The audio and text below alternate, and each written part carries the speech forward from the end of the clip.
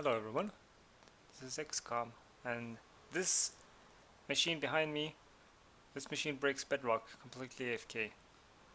Well, almost completely AFK, because it just does one layer, and then you need to actually push it back and do it 5 times basically. Because there is 5 layers of Bedrock, right, on top of the Nether, and this is the Nether by the way. And I've already removed a single layer, and I'm working on the second one. You can see a bunch of eggs all over the place here. Here on the SciCraft server we try to stick to no mods, so basically if you want to remove a bunch of bedrock you have to use Minecraft mechanics, and that's why this completely over complicated machine is here just to place a bunch of eggs. And so far I've removed a bunch of bedrock using these eggs. There's a lot of eggs here, and this machine is about 800, this strip is about 860 long, and there is a different area a little bit off that's been completely cleared of bedrock all the way down to the 5th layer. We're going to pretty much use this area for something, I don't know. That's not for me to decide. The SciCraft leaders need to sort of gather and decide all that stuff. That's the grunts do all the small work, and the big guys do all the decision making.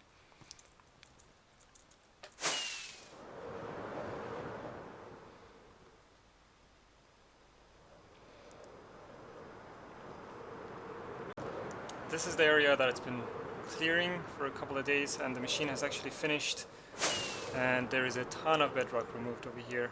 You can see there is pretty much the eggs have been cleared out, the area has been prepped, and the machine have basically stopped. There is still a little bit of cleanup that needs to get done. We realized afterwards that there is a little bit of a strip over here that needs to be removed. I'm not sure if I should remove it manually. Basically a bunch of bedrock has been removed. And this was the first area that was cleared, and now I'm working on the second area. It takes a long time to clear all this bedrock. It takes about 24 hours to remove this much bedrock all the way from this end to the other end, and every single layer takes about 2 minutes to remove. So single block over here going from this layer to this layer takes about 106 seconds every round trip. But let's just hop over to creative and we can just inspect the machine in detail. Here we are in a simple creative world where I've set up a lot of machines, so we can just quickly go through them, and I'm gonna go through the keynotes of the machine, that's basically the key features of the machine. And this is the lazy chunk detector, and that's what you need to detect when this particular chunk we're standing inside of, basically this chunk, and when it goes into a lazy chunk, the piston is retracting with the slime block and breaks the bedrock. This is a lazy chunk detector by Panda, and I have this world set to render distance of 8, and you need to be exactly 7 chunks away from this spot. Basically go in that direction or any other direction, 7 chunks, and it's going to basically detect when that happens. That machine is going to detect when that happens and retract the piston. So here I am standing way far away.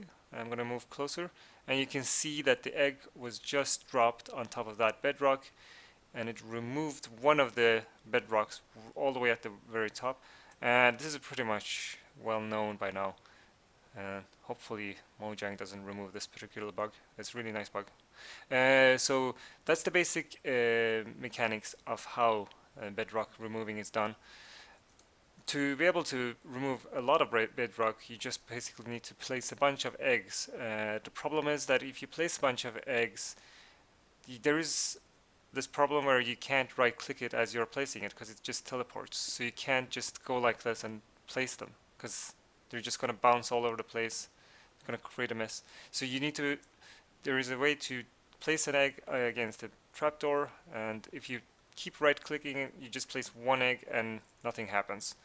And if you sit in a minecart and you travel along, you keep holding right click, you can actually place eggs all along in a straight line.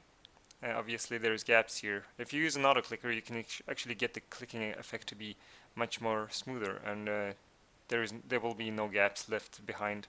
Also, just at the very end, you can place a block, and then you can just bounce against that block, and then you can just go over the area one more time, making sure that the second time you go over the same spot, it fills in the gaps that you left behind. But the problem is that these blocks, they're sitting on sandstone right now, and the sandstone, they're not actually mobile. You need a bunch of slime. And the rails, they also need to be mobile, because if you move this section forward, then you pretty much have to move the rails forward, trapdoors forward as well. And that's what I was working on, to figure out how to get the rails to actually move without them popping off. Because if you see in this example, if you just push the rail, it just pops off. So you need to have a specific configuration, like this one over here, where if you push it, then the rail doesn't come off. Then that's basically because of something called a update order. Myren worked on that extensively, and it's got to do with the blocks that are further away from the piston, above and below. They actually arrive before the blocks that are on the same level as the piston. So this rail is further above the piston, so it actually arrives before the slime block below it arrives. So, and then it thinks that it's on top of air, and it just pops off. But in this instant, the piston is actually pushing this slime block below, and the slime blocks below arrive before the rail arrives, and then the rail just basically lands on top of the slime block and doesn't pop off. There is also this one problem where if you just push a bunch of activator rails, nothing happens. But if you, let me just replace the machine. If you actually activate an activator rail and push it, it dupes. You might have seen that one come off, and let me just do it again. Just remove all the items, and just gonna activate it. There is an activator rail actually duplicates like that. In this instance, it might not be a really good idea to have a bunch of items duping, because you have a limited amount of inventory space, and having a ton of duplicated items on top of the rails, that's not going to be like, that's not a really good thing. So you need to just basically replace it with a simple rail on this spot, on this very spot where there is a slime block. You just replace it with a regular rail, so you end up with this design. And as just saw before, you can't have this piston below, because oh, it crashes the game. There's another part of the machine is to make a left turn, because you have a bunch of rails here, and you've pretty much want to move this machine forward so you can remove the next layer. So you're pushing the rails forward, but the rails don't connect properly, because if you're traveling on this side of the rails and you sort of just end up at this junction, then you're pretty much going to crash. The minecart just goes into that block. I can just demonstrate it quickly here, that you won't actually travel long. You go into this block and you get stuck here, which is not what you want. The best way to do a rail pushing next to other rails that makes it properly update is to place a block of redstone that updates a torch that is underneath the rails. That way you can actually update when you push the machine forward, you can update the rails so that they actually connect properly. So when you come along and you want to do a proper left turn, the rails actually update in the proper way that makes the rails actually turn the correct direction. And if you want to make the rail bend towards the left, then you need to basically have a piston sort of update so that it first places the redstone block here, then it removes it so that the rails actually bend towards the other direction. And both of these versions, the one that is both placing the redstone block here, and the one that is actually placing it and removing it was basically used for building this machine. If I go over here and demonstrate it, so if you update this block over here, you can see this entire contraption moving forward. Let me just get a flint and steel. So it might be a little bit. So you can see the whole machine propagated forward because I updated this one block. This is a bud chain, so it instantly updates this entire line, and that basically updates the next row and so on. Here's a smaller section of the machine. Let me just update this little piston over here. You can see this row updates this slime scaffolding. This slime updates this one and this one. Ah, ghost plugs, nice. And then you have this section over here, this one and this one that actually moves forward. So let me just update it one more time. You can try and see it. I can actually try and slow that down, and maybe you can see it in the video if I slow it down.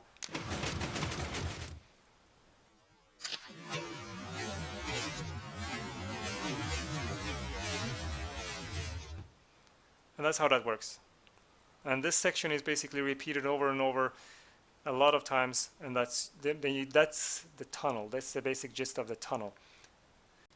As we saw before below, there is a bunch of rails being pushed forward with the slime blocks and the trapdoors, and when it needs to be pushed forward is told by this machine. This lazy chunk detector above detects, as we saw before, with the sand blocks above detecting when the player is far enough for this chunk to turn into a lazy chunk, and when this chunk turns into a lazy chunk, this sand block instantly falls and updates this machine. This is the lazy chunk detector we just saw before, but it's actually mobile, so it's a little bit bigger.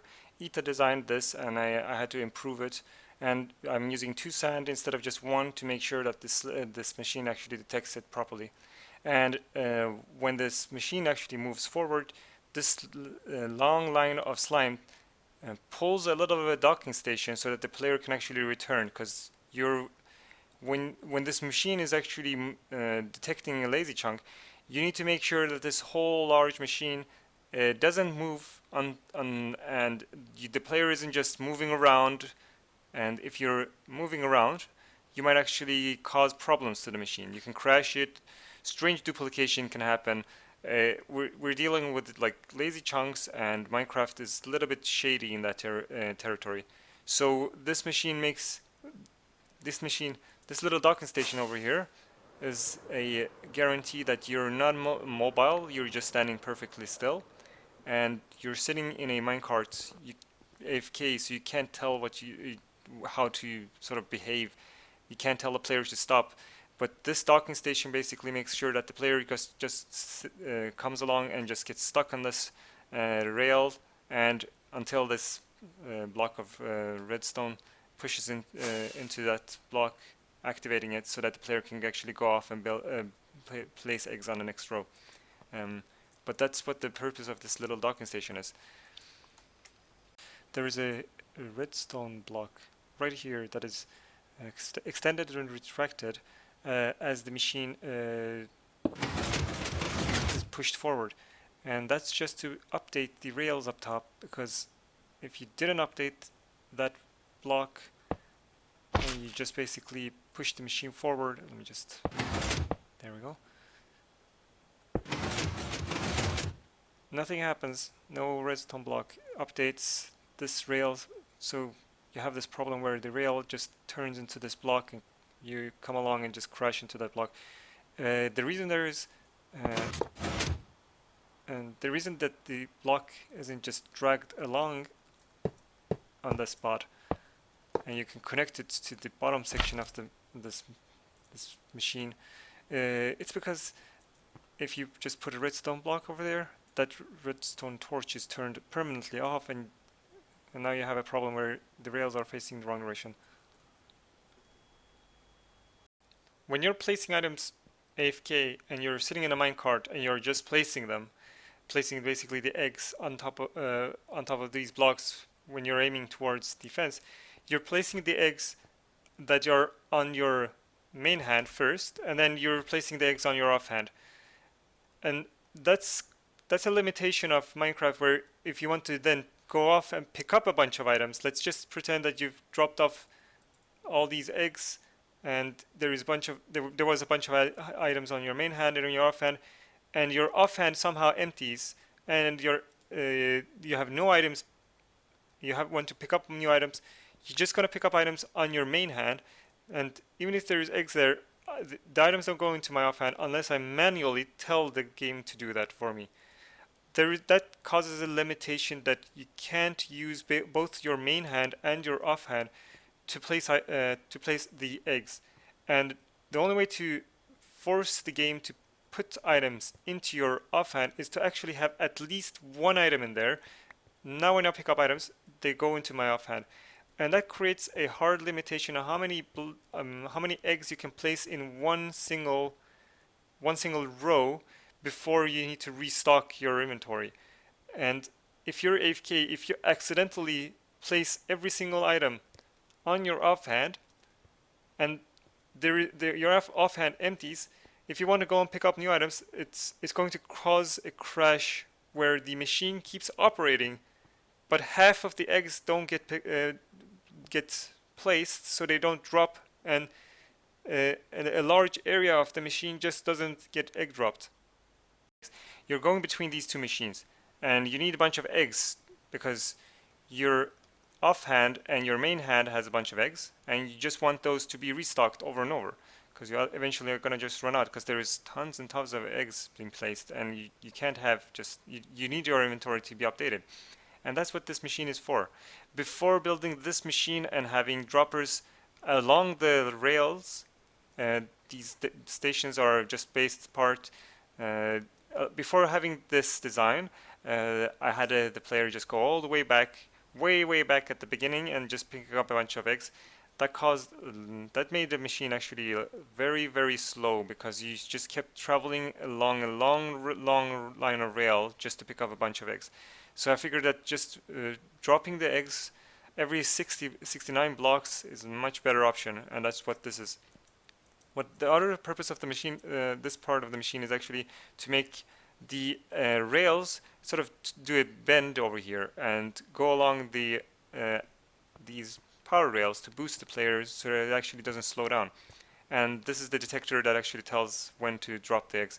And these rails actually have a bend here, and you can't have a bend when the machine is coming along. So there's a redstone line over here that tells this machine to pull these rails and make it so that the rails that is on the right side over here, they actually become a long line of rails instead of just being like turning into a rail and causing problems for the machine.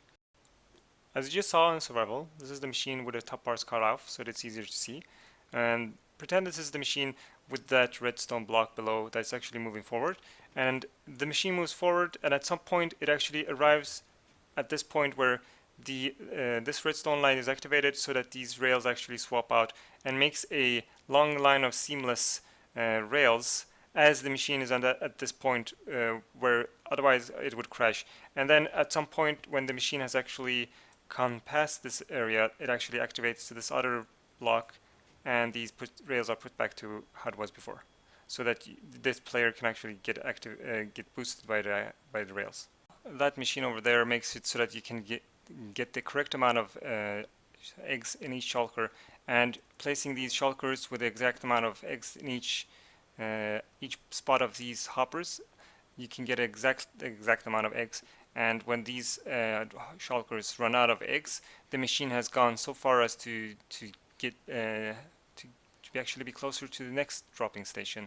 So they're spaced apart with shulkers having an exact amount of items in each shulker, making sure that the player always have enough items to place, because you can't ever run out of eggs. If you do, your offhand will be emptied, and that causes the machine to crash.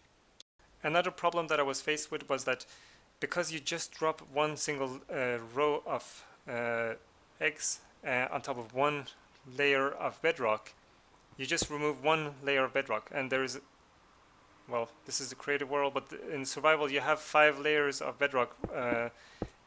So if you have removed this row, you need to remove the next row, and then you need to remove the next row. So I had to either tear this whole machine apart and go back to the beginning and rebuild the whole machine. So I thought maybe I could find a way to make sure that this machine can be reused. You can salvage at least parts of the machine. And this section over here on the left side couldn't be salvaged because it's too complicated to push all the way back. But using these slime rows over here, you could pretty much make this machine move backwards as well, because it's been designed in a way that it can either be moved forwards or backwards. And these furnaces over here, they're supposed to make sure that this machine crashes into these furnaces, and by pushing this machine into these furnaces, you can pretty much put the machine into reverse mode, so you can actually push the machine backwards. I'll try to demonstrate it over here.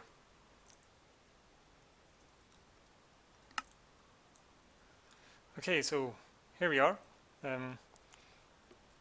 This is basically the machine that you saw before.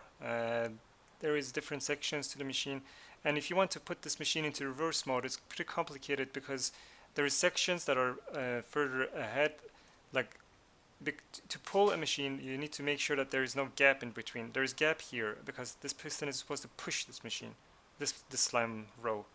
So if you want to make sure that this piston is pulling this machine, you need to make this piston row over here sort of crash into this furnace, and by crashing it into that furnace, you force this slime row to be stuck to that piston. And the same thing needs to happen over here and over here, or down here. All these different sections need to basically crash into their respective furnace, and make sure that instead of being a gap, there needs to be a hole. So let me just demonstrate by just pushing this machine forward.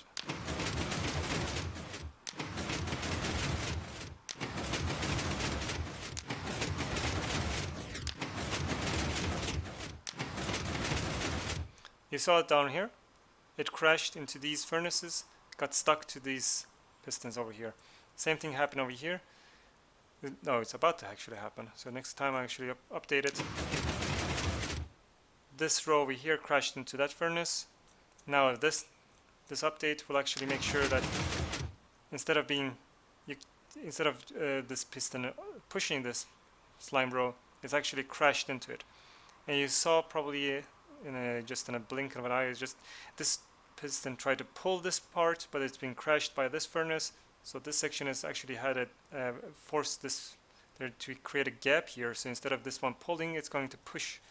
So now if you actually if you try to update this machine, it's going to get stuck, and it's now ready to be reversed. Now it doesn't move forward because there's a bunch of furnaces in the way. Now by removing these, just by removing these blocks, just a couple of blocks, you can push this row of engines. This is an entire row of engines. This row of engines will actually push this machine forward. And let's just give it a try.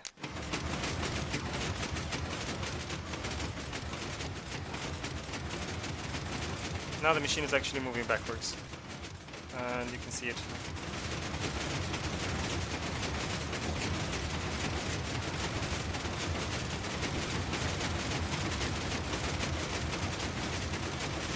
It's going to crash into this this part of the slime machine as well, but it doesn't matter, I guess. But at the very end of it, there's a bunch of furnaces just similar to that. Stand back because there's so much noise. There is a bunch of furnaces similar to that, but in a different pattern. Oh, nice. A bunch of crashes over here. There is a bunch of furnaces. Made sure that instead of them crashing into these furnaces, it's going to crash in a different pattern.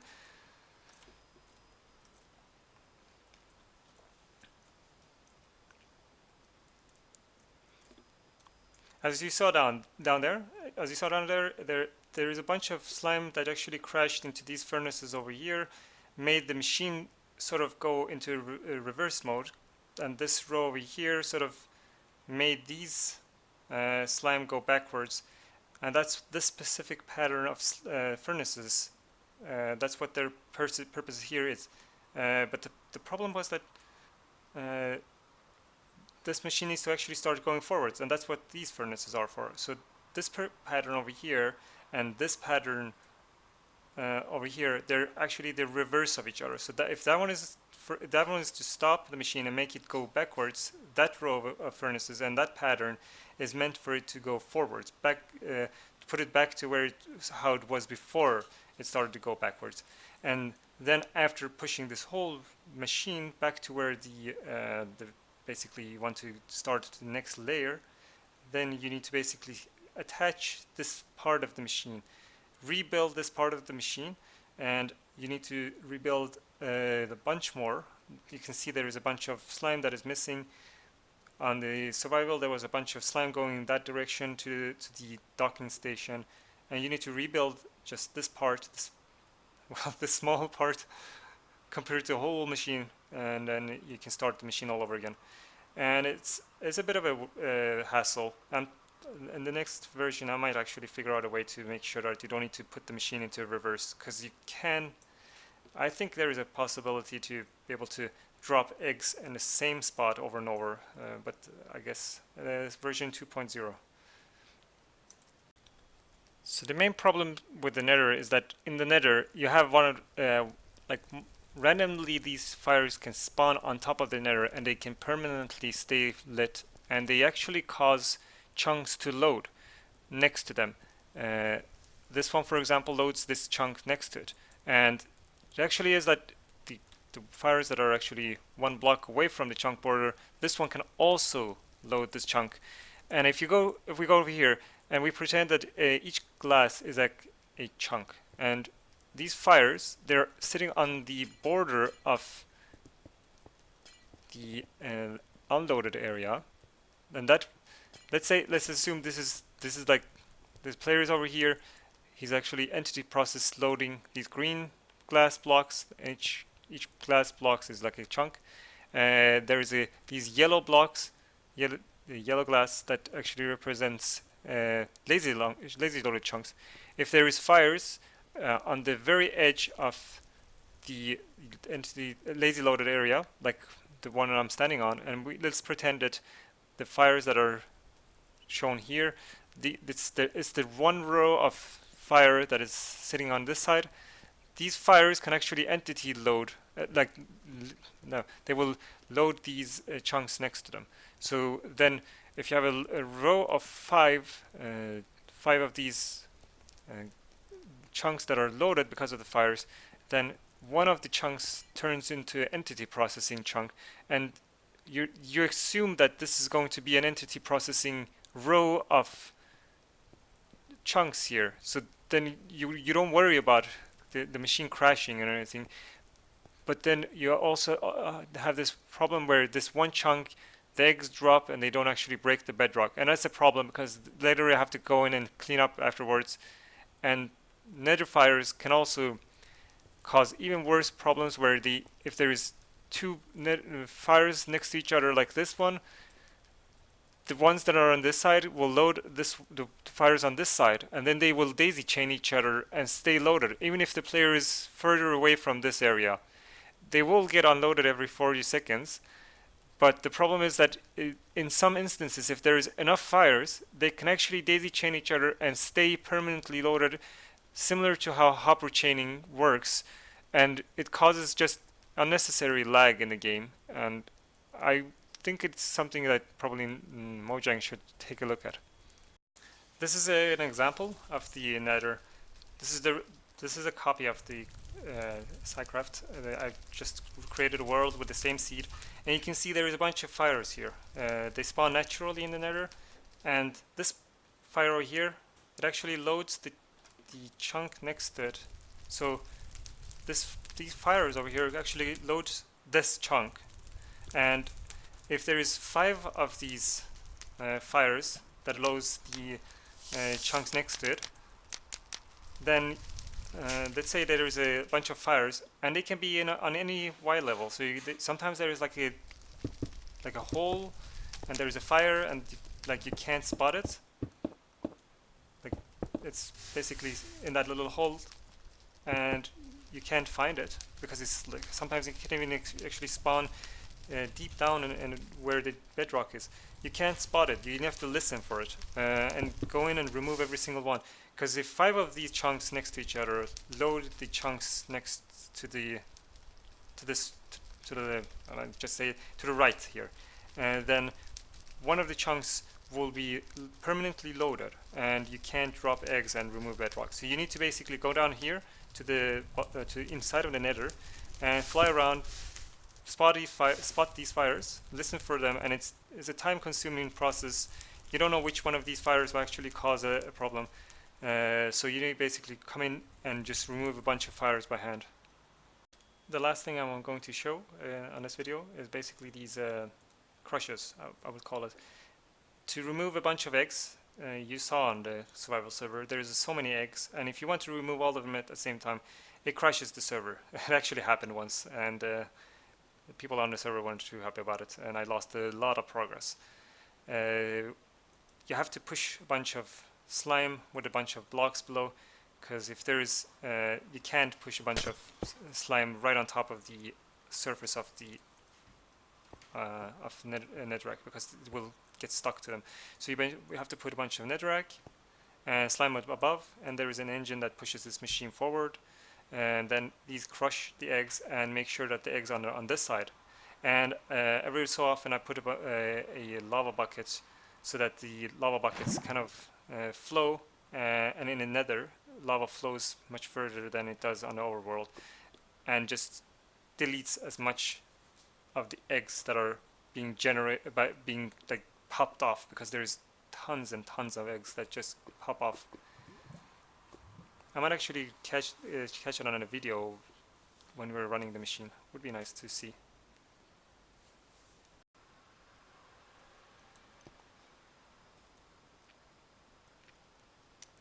There is a lot of preparation involved to starting this machine, and the gist of it is that everything needs to work in sync. There is a lot of parts that needs to go fire just at the right time, and you need to have a very specific procedure. All of your inventory spots needs to be filled except for just the off hand, the main hand, and you need to sit in the minecart. You also need to aim in a specific direction. The list goes on. But that's the requirements if you want to break a bedrock completely AFK in vanilla. So let me just get the angle right. You need to be exact. It needs to be on the spot. Let me just get it right. There we go. At minus 180 degrees, at the specific angle of 37.5 or roughly about, and then you just start the machine.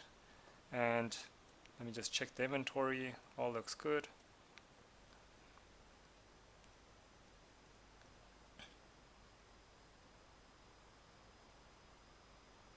I'm not going to touch the keyboard, the mouse, and oh, I forgot. Almost forgot. There is I just dropped off a bunch of eggs behind me so that you can pick them up, because yeah, it's the procedure of the machine. And let's go. Hopefully nothing breaks. This might take some time, but you're basically placing the eggs against the iron trapdoors, and every single spot needs to be filled in, because you don't want a bunch of missing spots. And because of that, you see, I just bounced against the block, and I'm going back the same direction I came, and it might take a while.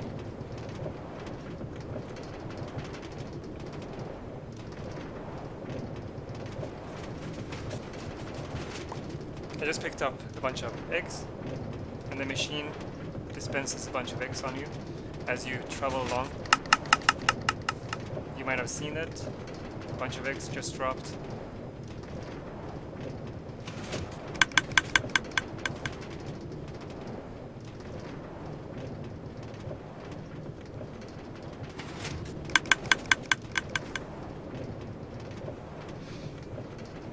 I'm just aiming the same direction. I can't change the angle.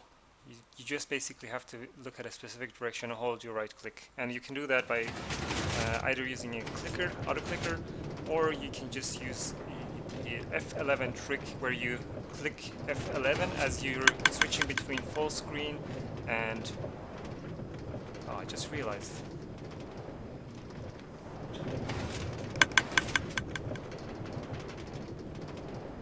The minecart noise might just be really loud. I didn't think about that. Well, the gist of it is that the machine works. Now we're in the second layer. I just drop a bunch of eggs off. It's really boring, to be honest, if you're sitting in a minecart just aiming and just looking at the machine work. But you can turn it on and just go to bed and wake up the next day, and it's a ton of stuff, a ton of bedrock that's been removed AFK. There is a ton of preparations involved though. It takes about a day for a single person to build all of this, maybe even more just for the rails. It takes a couple of days to build the machine, and then when you're starting the machine there's always some parts that actually breaks. So the gist of it is that you just have to sit still and just aim in a specific direction. You see that machine over there? I'm just gonna get off.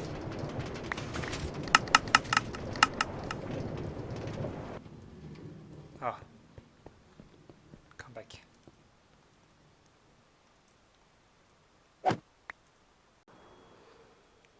Well, that was that. I hope you enjoyed this video, and hopefully someone else might actually build this machine.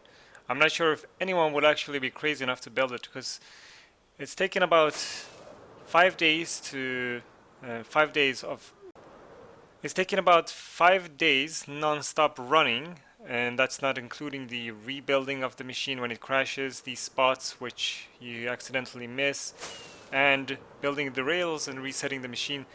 That takes a lot longer, and designing this machine was a cakewalk comparing to the actual running of the machine.